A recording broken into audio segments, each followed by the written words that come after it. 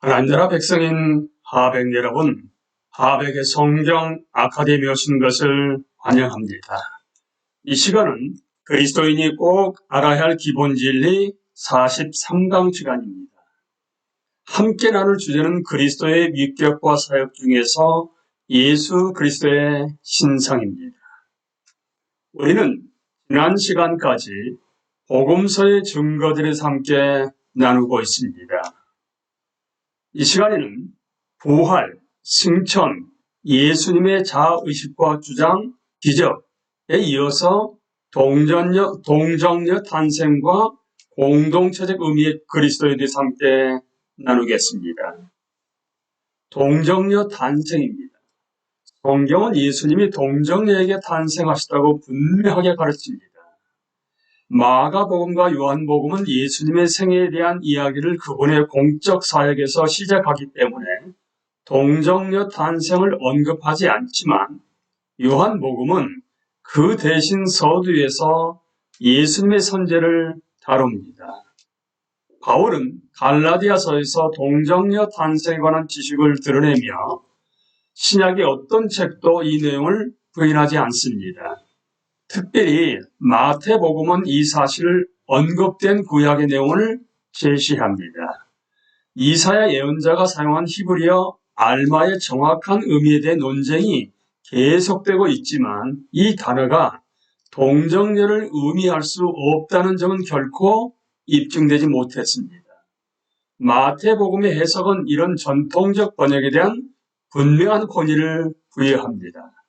마태복음과 누가복음의 탄생 내러티브를 지지하는 원문상의 증거는 복음서들의 다른 주요 내용에 대해서만큼이나 탄탄하며 따라서 이 부분을 의도된 역사적 내러티브로 읽는 것 외에 다른 방식의 독해는 불가능합니다. 일부 비판자들은 동정녀 탄생이 일종의 가연설 교리, 그러니까 예수님의 참된 인성을 부인하는 교리인 가연설 교리라고 주장하면서 이를 부인하는데 그것은 매우 부적절한 결론입니다. 영원하신 아들이 잉태의 순간부터 온전한 인성과 진정으로 하나가 되셨다는 주장을 받아들인다면 그분의 인성을 부인할 필요가 없기 때문입니다. 한편 동정녀 탄생을 놓고 지나치게 많은 내용을 전개하는 것도 위험합니다. 동정녀 탄생이 의미하는 바는 예수님의 인성이 우리처럼 인간 아버지로부터 비롯되지 않았다는 점입니다. 하지만 성경은 어디에도 성부 하나님이 태아에게 남자 염색체를 제공하는 역할을 했다고 말하지는 않습니다. 조금만 생각해 보아도 이런 견해의 문제점을 쉽게 떠올릴 수 있는데, 왜냐하면 그렇게 태어난 존재는 참된 신인이 아니라 절반은 신이고 절반은 인간인 혼합적 존재가 될 것이기 때문입니다. 실제로 이와 유사한 관점이 5세기에 나타나 이단으로 정제되기도 했습니다.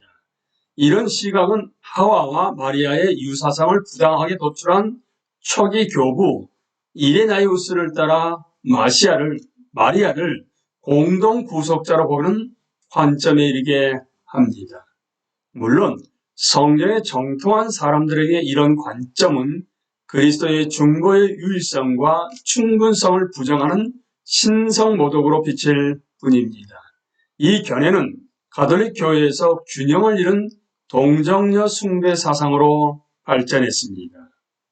참된 한 인격 안에서 하나님 아들의 영원한 본성과 한계와 필요를 지닌 진정한 인성이 결합되었다는 신비가 동정녀 탄생 사실에 의해 손상되지는 않습니다. 하나님이 이런 방법을 택하셨기 때문에 우리는 다른 방법보다 이것이 그분께 좋은 방법이었을 것이라고 겸손하게 결론 내려야 할 것입니다. 그렇다면 동정녀 탄생의 의미는 무엇일까요? 첫째, 태어날 아기의 독특성을 말해줍니다. 성경에서 특별한 아이들에게는 흔히 특별한 출생 이력이 있습니다. 두 번째, 성육신 사건에 초자연적 능력이 작용했음을 증명합니다. 이런 이유 때문에 생물학적 차원에서의 문제 제기는 논점을 완전히 벗어난 것입니다. 전능하신 하나님을 존재하면 동정녀 잉태는 전적으로 가능합니다. 세 번째, 마리아에게 성령이 임하신 사건은 하나님이 그리스도 안에서 잉태의 순간에 인간의 경험 속으로 완전하게 들어왔음을 분명하게 보여줍니다. 넷째, 동정녀 탄생은 그리스도가 둘째 아담이며 그분 안에서 인류의 도덕적 역사가 새롭게 시작되었다는 바울의 가르침과 전적으로 일치합니다.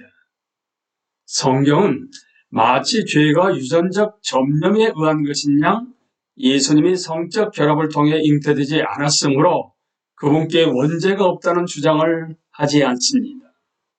사실상 어떤 식으로든 그분은 마리아의 유전자를 통해 원죄를 물려받았을 것입니다. 그래서 이런 관점을 지지하는 사람들에게는 무죄한 아이는 무죄한 어머니에게서 태어날 수 있다는 원리에 근거하여 마리아의 무죄성을 주장해야 할 논리적 필요가 생겼습니다.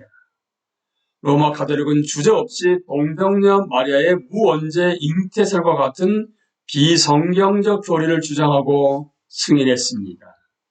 하지만 동정녀 탄생은 인간의 대표자인 아담의 타락에 참여함으로써 인류가 겪어야 했던 오랜 속박과 부패를 하나님이 주권적으로 해결하신다는 선포입니다. 다섯째, 동정녀 탄생은 예수님이 선재하는 분이라는 사실과 일치를 이룹니다. 인간에게 잉태 행위는 새로운 인간이 탄생하는 과정입니다.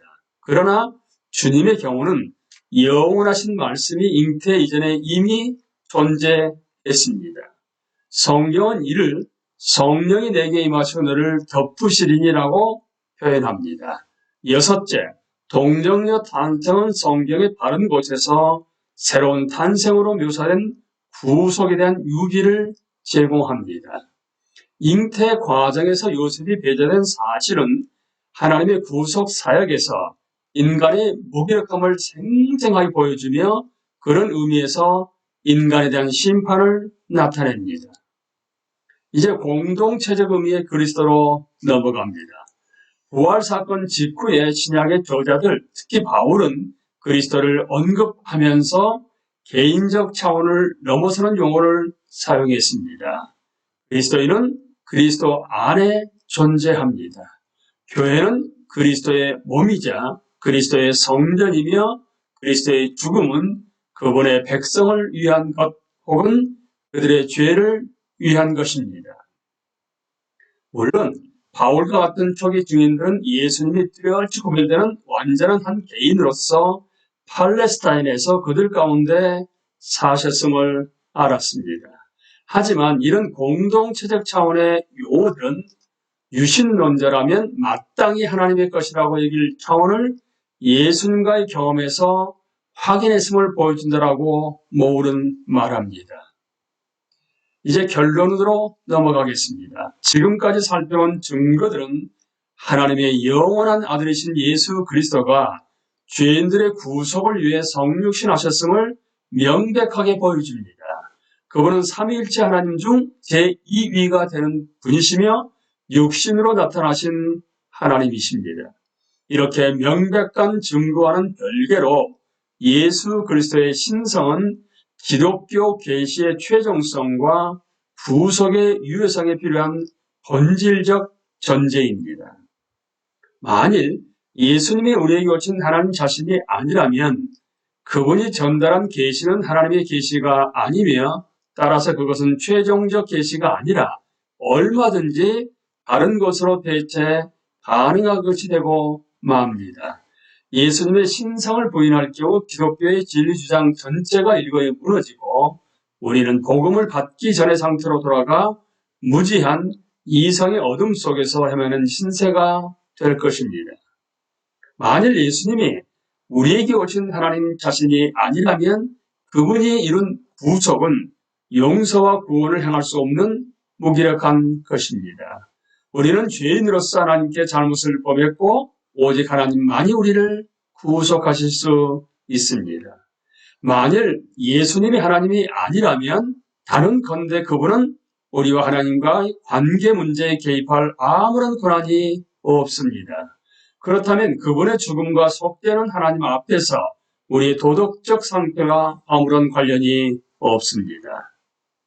따라서 그분을 통해 얻은 평화와 용서는 단지 느낌에 지나지 않으며 우리는 다시 하나님 앞에서 의를 얻는 완전히 불가능한 과제에 끊임없이 매달려야 할 것입니다. 하지만 감사하게도 우리는 이 두 가지 끔찍한 악몽으로부터 완전히 자유롭습니다. 우리는 다시 깨어 실제를 바라볼 수 있습니다. 예수님은 하나님이시며 그분을 통해 최종적 진리가 계시되고 또한 최종적 구속이 임합니다. 우리는 이 시간까지 예수 그리스도의 신성과 관련하여 신성에 관한 직접적 진술, 예수님과 야훼, 여호와의 동일성, 복음서의 증거들에 의해서 결론까지 함께 나누었습니다. 다음 시간에는 한 인격으로 넘어가겠습니다. 강의를 마칩니다. 감사합니다.